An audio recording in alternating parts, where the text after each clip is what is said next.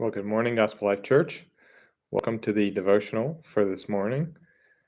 We're going to be reading in Haggai chapter 1, um, starting in verse 1, going through verse 11.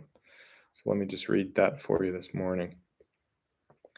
In the second year of Darius the king, in the 6th month, on the first day of the month, the word of the Lord came by the hand of Haggai the prophet to Zerubbabel, the son of Shealtiel, the governor of Judah, and to Joshua of Jehozadak the high priest.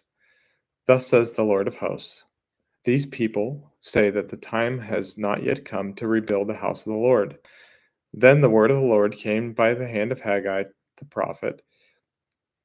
It is a time for you.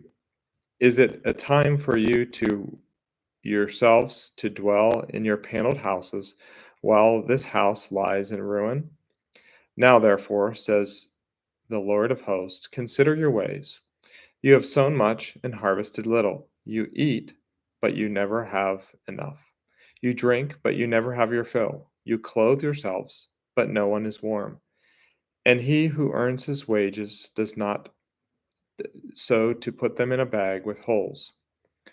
Thus says the Lord of hosts, consider your ways, go up to the hills and bring your wood and build the house, so that I may take pleasure in it and that I may be glorified, says the Lord. You looked for much, and behold, it came to little.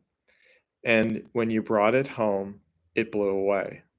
Why, declares the Lord of hosts? Because of my house that lies in ruins, while each of you busies yourself with your own house. Therefore, the heavens above you have withheld the dew, and the earth has withheld its produce.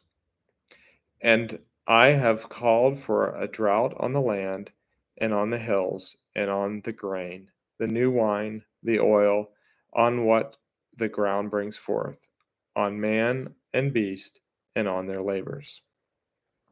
Okay, so the this passage it really tells us two major things here, and that's what I want to kind of focus on for this morning.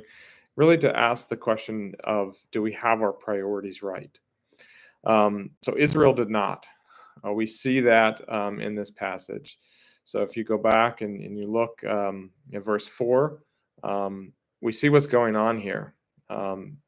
Israel or Jerusalem had um, been destroyed, um, and they were coming back and they were rebuilding it, um, and they focused first on their own houses, which was important. Obviously, they needed a place to live. Um, but you get the impression here in verse 4 that they're building some nice houses, and all of their focus is on their houses, and no work has been done here for the temple, for the house of the Lord. So they've been selfish in their endeavors. And God uses the prophet Haggai to call them out on this. So he also tells them that they're facing consequences for their lack of putting God in His right standing.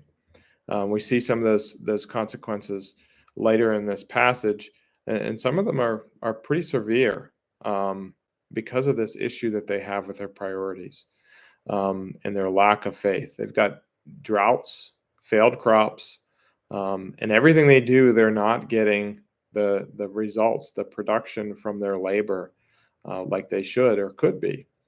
Um, so really, I think it's a good passage to reflect on our own priorities. Are we prioritizing God and kingdom works, or are we selfishly focused on our own desires? So really, we can look at our time or our talents or our treasures, each one of those buckets, and really look at, am I just doing things in these areas that are selfish for my own desires, or am I looking at these areas and giving God those first fruits, making um, the kingdom work a priority in my life. Um, and while we're not under the same covenant here as Israel, there are benefits to doing things God's way, and um, there are consequences when we don't. That still holds true for us as well.